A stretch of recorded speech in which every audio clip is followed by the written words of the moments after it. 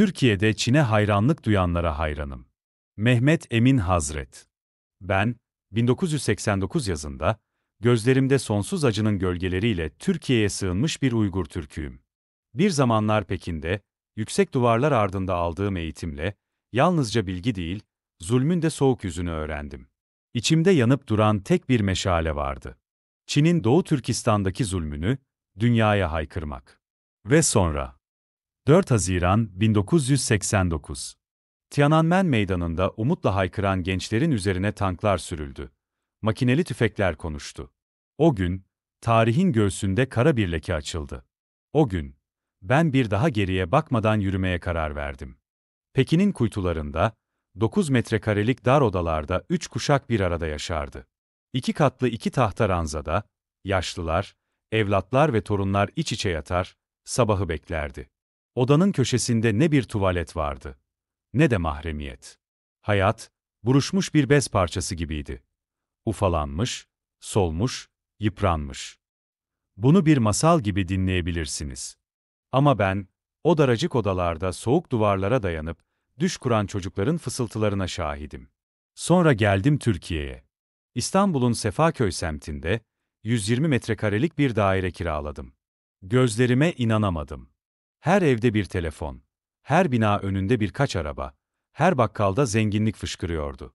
Pekin'de 10.000 hanede bir telefona rastlanırken, burada her evde telefon vardı.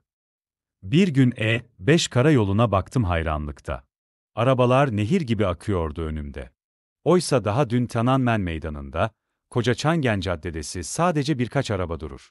Ama bir bisiklet nehri, 50-60 bin canla birlikte dalga dalga akardı yeşil ışıkta. Bir bakkala girdim. Makarna paketlerini görünce gözlerim doldu. Çünkü Pekin'de bir defa, bir üst düzey yönetici Uygur'un evinde özel misafir olarak ağırlanırken, bana makarna sunmuşlardı. İthal bir mucize, Amerikalardan gelen bir lüks. O zamanlar Çin'de makarna bile bulunmazdı. Ve şimdi, burada, her köşe başında serbestçe satılıyordu. Büfelerde satılan kağıt mendiller, şekerler, bisküviler. Çocukların ellerinde cıvıldayan sakızlar. Çünkü Çin, bu ürünleri görmemişti. Türkiye bana bir mucizeler diyarı gibi görünüyordu. Kendi kendime fısıldadım. Türkiye, Çin'in en az 20-30 yıl önündeydi. Ve şimdi, 36 yıl geçti aradan. Bugün Çin, Türkiye'den 20-30 yıl ileride.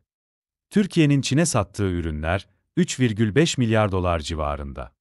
Çin'den aldıklarımız ise 46 milyar doları aşmış. Düşünüyorum. İkinci Dünya Savaşı'nda yerle bir olan Almanya, 36 yıl sonra nasıl dünya sanayisinin devine dönüştü? 1946'da açlıktan kitlesel ölümlere maruz kalan Japon halkı, Tokyo sokaklarında ağaç kabuklarını kemirirken, 36 yıl sonra nasıl dünya devine dönüştü? Ve biz, neden hala olduğumuz yerde sayıyoruz? 36 yıl önce Türkiye'ye hayran hayran bakmıştım. Bugün ise, Türkiye'de Çin'e hayran bakan kalabalıklara hayretle bakıyorum. Ve evet, ben, bu hayranlığın büyüsüne kapılanlara hayranım. Bir Türk evladı olarak. İçimde kıvranan acıyı, umudu ve kırık hayalleri susturamıyorum. Şunu soruyorum kendime. Eğer Türkiye bugün bir Almanya, bir Japonya gibi güçlü olsaydı, Çin, Uygur Türklerine soykırım yapmaya cesaret edebilir miydi? Rusya, Kırım'ı işgal edebilir miydi? Irak'ta Türkmenler böyle yok sayılabilir miydi? Suriye'de Türkmenler, kendi vatanlarında gölgede kaybolur muydu? Siz, başkalarını yücelttikçe, kendi azametinizi unuttuğunuzu göremiyor musunuz? Ey Çin'e hayran kalan kardeşlerim! Ey başkalarının büyüklüğüne metiyeler dizenler! Unutmayın, muhtaç olduğunuz kudret, damarlarınızdaki asil kanda mevcuttur.